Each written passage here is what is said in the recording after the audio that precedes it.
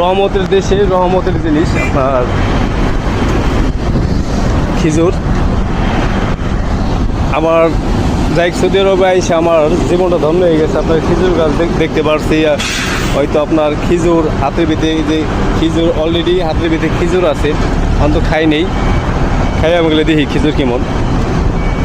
Saudi আরবের খেজুর বিসমিল্লাহ দেখি। কাঁচা কাঁচা ঠিক, মজা অনেক কাঁচা।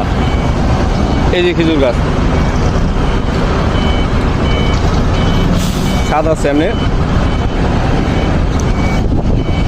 আর বন্ধুরা, ভিডিওটি যদি ভালো লাগে, আপনাদের কাছে যদি ভিডিওটি ভালো লাগে, অবশ্যই লাইক শেয়ার কমেন্ট করবেন।